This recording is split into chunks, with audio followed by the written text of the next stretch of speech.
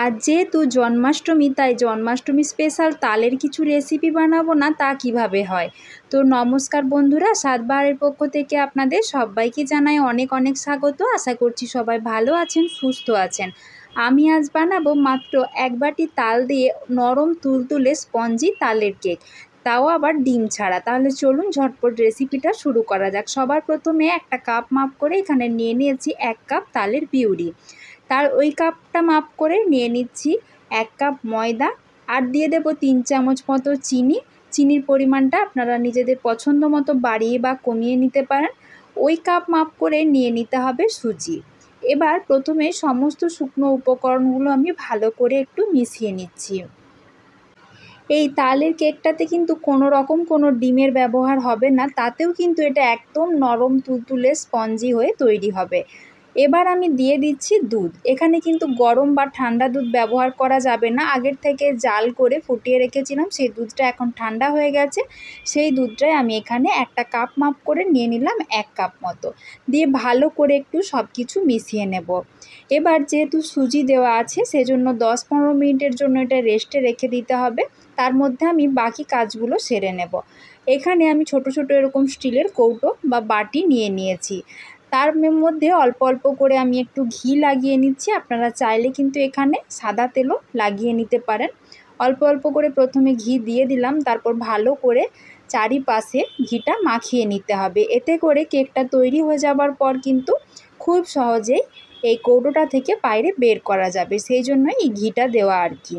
অন্যদিকে এই তালের কেকটার মধ্যে দেবার জন্য আমি একটা পুর বানিয়ে নেব। তার জন্য আমি এখানে কিছুটা পরিমাণ নারকেল কুড়ে নিয়েছিলাম আগের থেকে। ওই নারকেল কোড়াটা আমি একদম সরাসরি কড়াতে দিয়ে দিলাম। এবার দিয়ে দিচ্ছি চিনি। একটা বাটি মাপ করে এখানে আমি 1 বাটি, আরও হাফ বাটি মতো চিনি নিয়েছিলাম, যেটা আমার দেখানো হয়নি। এবার দিয়ে দিচ্ছি একটা কাপ মেপে 1 কাপ লিকুইড দুধ। এটা অবশ্যই দেবেন, এতে করে একটা সুন্দর ফ্লেভার আসবে, আর নারকেলের পুরটা খেতে কিন্তু দুর্দান্ত লাগবে। এবার গ্যাসের আঁচটা মিডিয়ামে রেখে দিয়ে চিনিটা নারকেলের সাথে ভালো করে একটু মিশিয়ে নেব। কিছুক্ষণ পর দেখা যাবে চিনিটা পুরোপুরি মেল্ট হয়ে গেছে। তারপর নারকেলটার এরকম অবস্থা হয়েছে। এখন খুন্তির সাহায্যে অনবরত নাড়িয়ে নাড়িয়ে নারকেলের মিশ্রণটা একটু শুকনো করে নেব, তবে খুব বেশি শুকনো এখানে আমি করছি না। দেখুন আমার পুরটা তৈরি হয়ে গেছে। একটা প্লেটে আমি তুলে রেখে দিচ্ছি। ওদিকে আমার 15 মিনিট মতো হয়ে গেছে। এবার ঢাকাটা খুলে নিয়ে আবারও একটু ভালো করে মিশিয়ে নিচ্ছি, যাতে করে সুজির দানাগুলো একদম নরম হয়ে যায়। এখন দেখুন মিশ্রণটা কিন্তু আগের থেকে একটু গাঢ় হয়ে গেছে, যেহেতু সুজিগুলো একটু ফুলে উঠেছে। এবার আমি দিয়ে দিচ্ছি হাফ চামচ মতো বেকিং সোডা, দিয়ে ভালো করে আবারও একটু মিশিয়ে নিচ্ছি। আপনারা চাইলে কিন্তু এখানে বেকিং সোডার পরিবর্তে ইনো ব্যবহার করতে পারেন। যেহেতু মিশ্রণটা আগের চাইতে একটু গাঢ় হয়ে গেছে, সেজন্য আবারও আমি খুব সামান্য পরিমাণে একটু জল দিয়ে দিলাম। এখানে চাইলে দুধও দেওয়া যেত, তবে আমি আগে যেহেতু দুধ দিয়েছিলাম, তাই সামান্য একটু জল দিয়ে আবারও ভালো করে একটু মিশিয়ে নিচ্ছি। এবার ওই যে ছোট ছোট বাটিগুলো আমি আগের থেকে তৈরি করে রেখে দিয়েছিলাম, তার মধ্যে অল্প অল্প করে মিশ্রণ আমি দিয়ে দিচ্ছি। আমি প্রথমে পুরো বাটি ভর্তি করে কিন্তু তালের মিশ্রণটা দেব না। এভাবে অল্প অল্প করে মিশ্রণ প্রতিটা বাটিতে প্রথমে আমি দিয়ে দিচ্ছি। তারপর দিয়ে দিতে হবে অল্প অল্প করে নারকেলের পুরটা। এখন অল্প অল্প নারকেলের পুর এভাবে হাতের মধ্যে নিয়ে এরকম চ্যাপটা চ্যাপটা শেপ দিয়ে দিচ্ছি।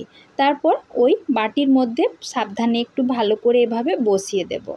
একইভাবে প্রথমে আমি 4টে বাটিতেই নারকেলের পুরটা একই রকম করে দিয়ে দিচ্ছি। দেখুন আপনারা দেখলেই আশা করি এটা বুঝতে পারবেন।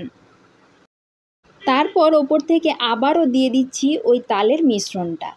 তবে পুরো বাটি জুড়ে ভর্তি করে দিলে হবে না, যেহেতু কেক তৈরি হবে, এটা কিন্তু তৈরি হয়ে যাওয়ার পর অনেকটা ফুলে উঠবে, সেজন্য অল্প একটু জায়গা ফাঁকা রেখে এটা বানিয়ে নিতে হবে। দেখুন আমি ঠিক এভাবে করে প্রতিটা বাটিতেই দিয়ে দিচ্ছি।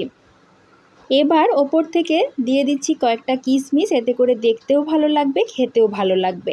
আমি একটু সাজিয়ে কিশমিশগুলো দিয়ে দিচ্ছি। আপনাদের এখানে অন্য কোনো ড্রাই ফ্রুটস দিতে ইচ্ছে করলে কিশমিশের পরিবর্তে বা কিশমিশের সাথে সেটাও কিন্তু আপনারা দিতে পারেন, তবে আমি এখানে শুধুমাত্র কিশমিশটা এভাবে সাজিয়ে দিয়ে দিলাম।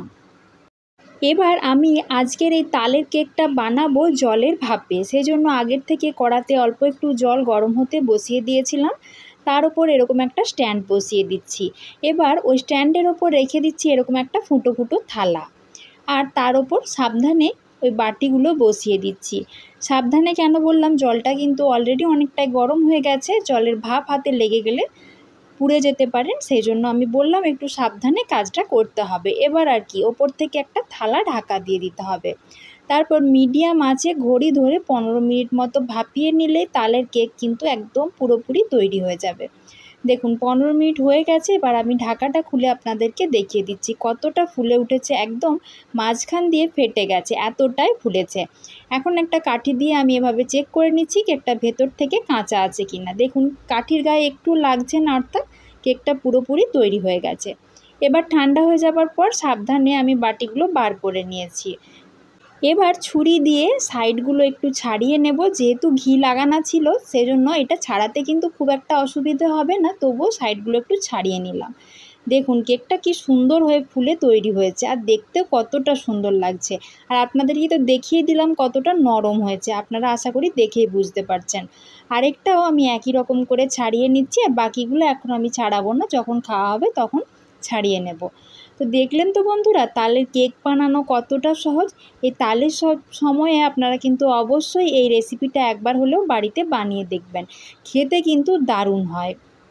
তাহলে বন্ধুরা, আমার আজকের এই নরম তুলতুলে তালের কেকের রেসিপিটা আপনাদের কেমন লাগলো সেটা কিন্তু আমাকে অবশ্যই কমেন্ট করে জানাবেন। যদি একটুও ভালো লাগে তাহলে অবশ্যই একটা লাইক করবেন, সবার মাঝে বেশি বেশি করে শেয়ার করে দেবার জন্য অনুরোধ জানাচ্ছি। আর চ্যানেলটিতে যদি নতুন বন্ধু হয়ে থাকেন তাহলে চ্যানেলটা সাবস্ক্রাইব করে আমার পাশে থাকার জন্য অনুরোধ রইল। আজকের মতো এই পর্যন্তই, খুব তাড়াতাড়ি আবারও দেখা হয়ে যাবে নতুন কোনো একটা রেসিপি নিয়ে। সবাই ভালো থাকবেন, সুস্থ থাকবেন, দেখা হচ্ছে পরবর্তী ভিডিওয়ে। এতক্ষণ পর্যন্ত আমার ভিডিওটা দেখার জন্য সবাইকে জানাই অসংখ্য ধন্যবাদ।